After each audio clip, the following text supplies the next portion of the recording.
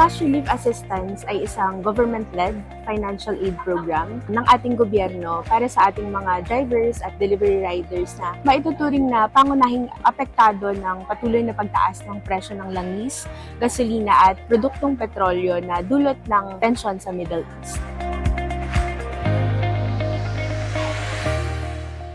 Pasalamat kaming mga taga-Plus na nakakuha. Malaking tulong kasi napakamahal po ng gas ngayon. Kaya masaya ako yun kasi nakasama ako sa fuel subsidy.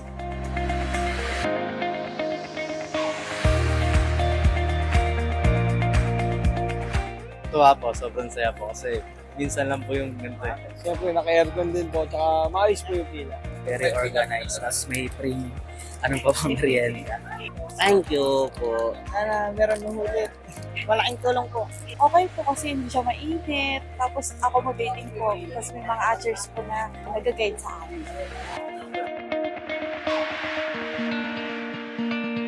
Bilang also employer ng mga riders natin, we check for the venue na maayos para sa ating mga riders. Importante siya kay Flash kasi nabibigyan din ng pansin yung mga tao natin. Yung inclusivity ng mga riders natin. Kailangan, syempre, nafe-feel nila na kabilang sila dun sa mga programa ng gobyerno. Importante na nakikipag-coordinate talaga kami directly sa mga government agencies na yun.